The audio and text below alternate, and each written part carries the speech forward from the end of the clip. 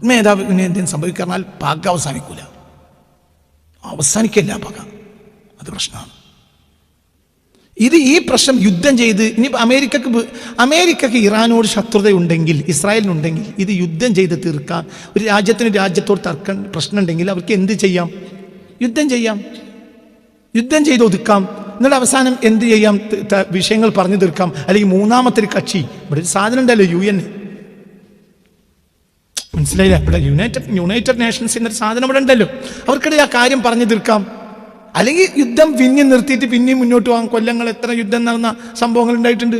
അതേ സമയത്ത് ആ രാജ്യത്തിൻ്റെ പരമാധികാരിയും ആത്മീയ നേതാവിനെയും കൊന്നു കഴിഞ്ഞാൽ അത് പ്രശ്നം, അത് അവിടെ അവസാനിക്കൂല. ആ പ്രശ്നം അവസാനിക്കുന്നില്ല. ആ പ്രശ്നം അവസാനിക്കുകയില്ല. ആ പക അവസാനിക്കൂല. നൂറ്റാണ്ടുകൾ കഴിഞ്ഞാൽ അവസാനിക്കൂല. ഈ പ്രശ്നത്തിന് ഇനിയിപ്പോൾ ഈ പ്രശ്നം ഇതിന് സൗകര്യം മുഴുവനും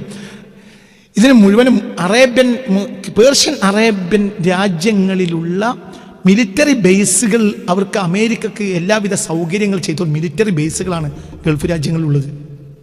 അപ്പോൾ ആ ശത്രുത നേരെ ആരോടാണ്? ഇവർക്ക് പക ആരോട് വരും? ഈ രാജ്യങ്ങളോട്. ഇസ്രായേലും ഇവരും തമ്മിലുള്ള ഉഭയപക്ഷ മുസ്ലിം രാജ്യ നേതാക്കന്മാർ ഇസ്രായേലും തമ്മിൽ അതിശക്തമായ ബന്ധം നിലനിൽക്കുന്നുണ്ട് എന്നത് ഇപ്പോൾ എഫ്സ്റ്റീൻ ഫയൽസ് പുറത്തു വന്നപ്പോൾ വരെ ദൃഢമായി ലോകത്തിന്. അപ്പോൾ ഇസ്രായേലും അമേരിക്കയും അറബ് നേതാക്കന്മാരും ഒറ്റക്കെട്ടാണ്. സുന്നികൾ അത് തൽക്കാലം ഉണ്ടാക്കും. അതേസമയത്ത് ശിഷ്യാക്കൾക്ക് ഇതോടുകൂടെ എന്ത് വരും? നേരത്തെ തന്നെ പക ഇരട്ടിക്കുന്നു പറഞ്ഞാൽ തീരൂല. ഈ ദുരന്തം മുഴുവനും ഗൾഫ് അനുഭവിക്കണം. അമേരിക്ക ഇത് ബാധിക്കൂല. അമേരിക്ക ഇത് ബാധിക്കേയില്ല. അമേരിക്കക്ക് ഇത് ലാഭമാണ്. എന്തുകൊണ്ട്? ഇവിടെ ശത്രുത സ്ഥിരമാക്കിയിട്ടാൽ, അതായത് മുസ്ലിങ്ങൾക്കിടയിലുള്ള ശത്രുത, നമ്മൾ രണ്ട് വിഭാഗം, നമ്മൾ സുന്നികളും അവർ ഷിയാക്കളുമാണ്. അപ്പോൾ ഇത് തമ്മിലൊരു അഭിപ്രായ വ്യത്യാസം സ്വാഭാവികമായും ഉണ്ട്.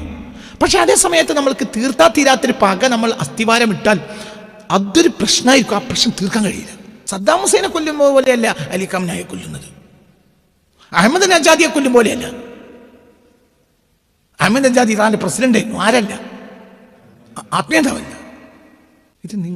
ഇത് പ്രശ്നം ചെറുതല്ല, ഭയങ്കര പ്രശ്നം. ഈ പ്രശ്നം മഹദിക്കല്ലാതെ തീർക്കാൻ കഴിയില്ല.